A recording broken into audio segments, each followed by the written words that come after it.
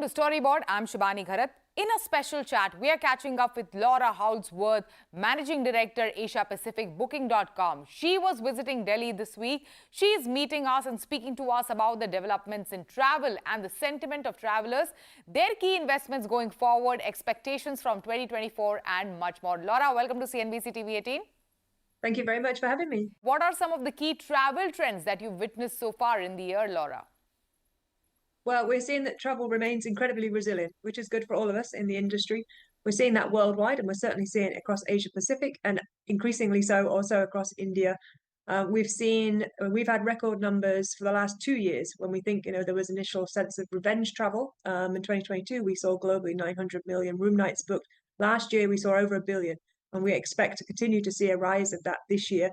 Even in the start of the year, we are seeing travel, the bookings that we've got already for the rest of the year are significantly higher than they were this time last year.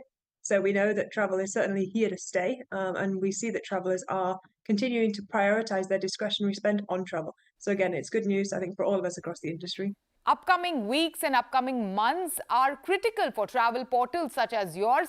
Your expectations from the upcoming spring and summer, Laura? Yeah, I think we can continue to see, we've broken records the last 2 summers. We expect to probably see the same this year. Already we can see significant bookings already made, certainly for peak periods. And luckily for us across Asia Pacific, those peak periods are quite spread out. And so we don't rely heavily on only a summer period, but as you say, there's spring, there's a lot of kind of the religious and spiritual periods that we have to take advantage of. So I think across the region, we will expect to see continued strength in numbers all throughout the year. Yes, and we have seen an increase in the Indian users going to booking.com and doing their hotel reservations. What are some of the opportunities and, what are some of the things that the platform sees as lucrative and willing to invest in the country in particular?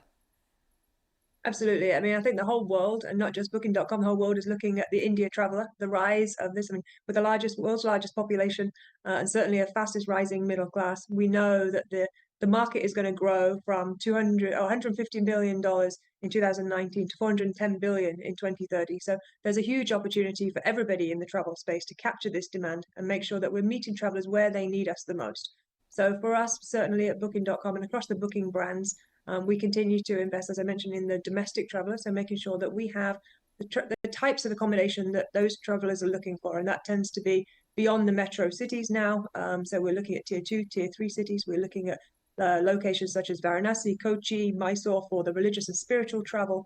And also, I talked about the kind of wedding tourism. We know that that's also taking place in the smaller regions, so also bringing a lot of opportunities, particularly growth in jobs. So we will continue to try and meet our travelers where they need us.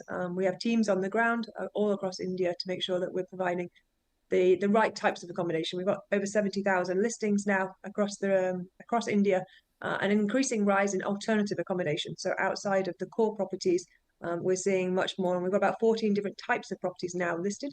As well as obviously we've put in additional language support. So we've launched Hindi last year.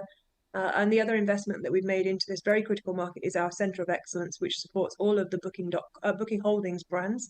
And that's a $250 million investment we've made over the next 5 years, around 1,000 jobs in Bangalore. So we're excited to see what that can bring. We know the talent is very strong here in India, and so we continue to invest. Okay, and also in terms of marketing events, what are some of the things that you have your eyes on to advertise? Last year, you deployed a sizable amount of budget towards cricket. So will that investment in sports, sponsorships and cricket continue going forward as well? Yeah, we continue to look for where the opportunities are, again, where travelers need us, where we will raise the most amount of awareness. Yes, we sponsored the ICC World Cricket, both men's and women's, over the last 5 years, and we were able to get a lot of coverage, but also enable ourselves to work with brand ambassadors like Rohit Sharma. So we really wanted to work closely with who's relevant here in the market, and we will continue to look for what's next for us going forward for this market. How are the shifts in technology shaping your strategies going forward? How do you specifically envision generative AI transforming the travel industry?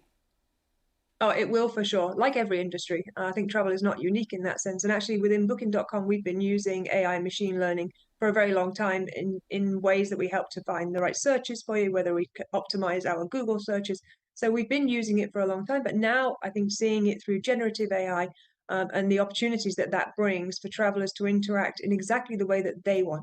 We talk about personalization. This is the ultimate opportunity for full personalization for a traveler to look for the preferences that they have based on their past, but also engaging with us in natural language and allowing us to provide inspirational travel opportunities as well as take travelers to what they already know. So it is transformative. Booking.com is already on the way, as I mentioned, the trip planner, and I think we will just continue to see the rise of the use of this type of technology for travelers to improve the service all the time.